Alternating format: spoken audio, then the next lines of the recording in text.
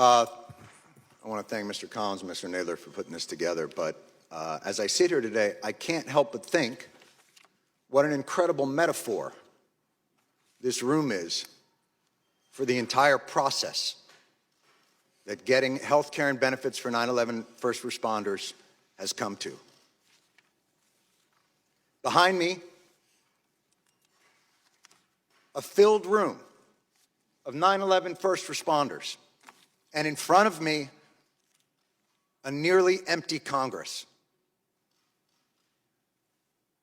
Sick and dying, they brought themselves down here to speak to no one.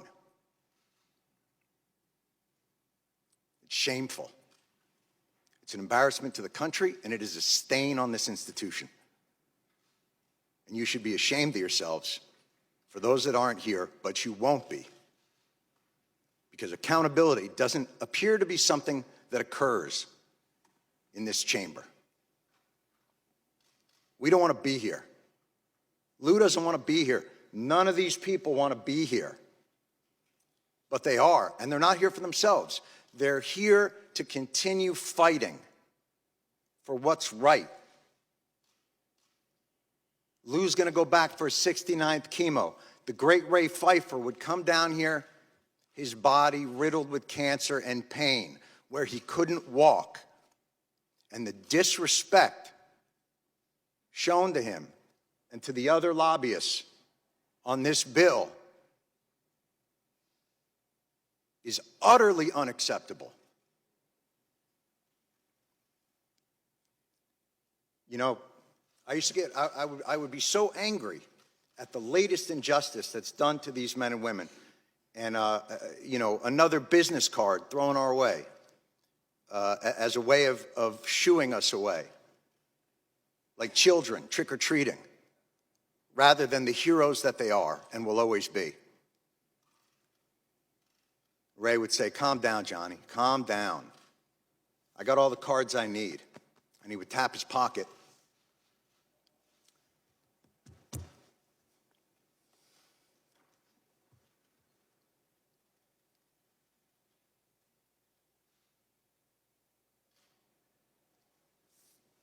Where he kept the prayer cards of 343 firefighters.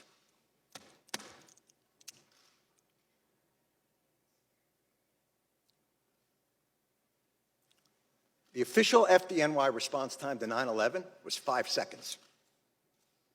5 seconds. That's how long it took for FDNY, for NYPD, for Port Authority, for EMS, to respond to an urgent need from the public. 5 seconds. Hundreds died in an instant. Thousands more poured in to continue to fight for their brothers and sisters.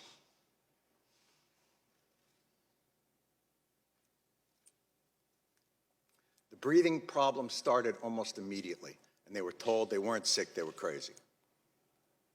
And then, as the illnesses got worse and things became more apparent, well, okay, you're sick, but it's not from the pile. And then, when the science became irrefutable, okay, it's the pile. But this is a New York issue. I don't know if we have the money. And I'm sorry if I sound angry and undiplomatic, but I'm angry. And you should be too, and they're all angry as well. And they have every justification to be that way. There is not a person here, there is not an empty chair on that stage that didn't tweet out, "Never forget the heroes of 9/11. Never forget their bravery. Never forget what they did, what they gave to this country." Well, here they are. And where are they?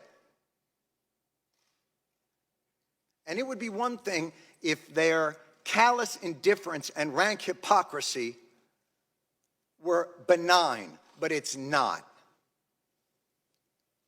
Your indifference costs these men and women their most valuable commodity, time.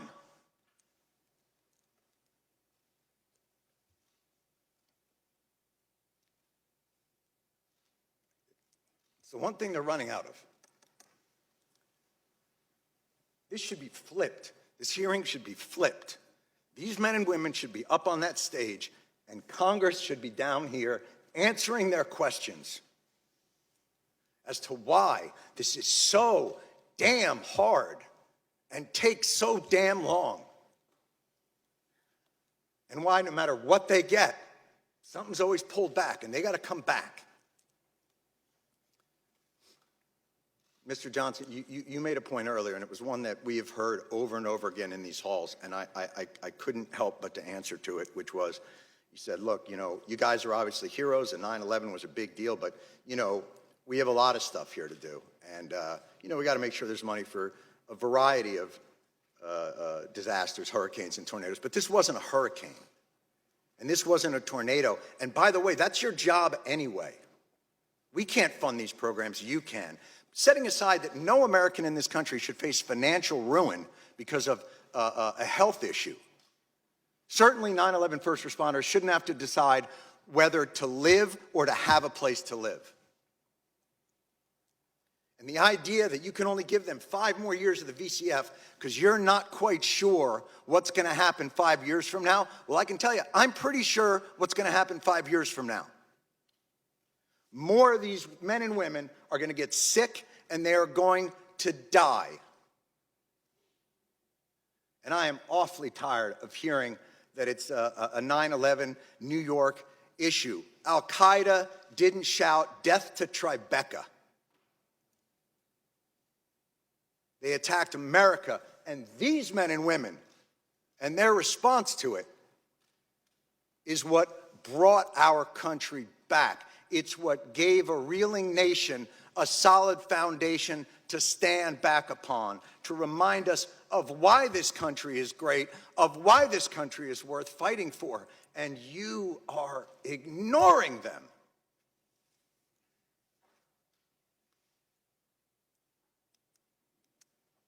And you can end it tomorrow. Why this bill isn't unanimous consent and a standalone issue is beyond my comprehension. And I have yet to hear a reasonable explanation for why. It'll get stuck in some transportation bill or some appropriations bill and get sent over to the Senate, where a certain someone from the Senate will use it as a political football to get themselves maybe another new import tax on petroleum, because that's what happened to us in 2015. And we won't allow it to happen again.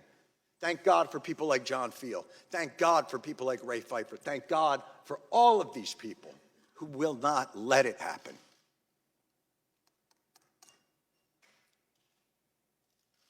They responded in 5 seconds. They did their jobs with courage, grace, tenacity, humility. 18 years later, do yours. Thank you.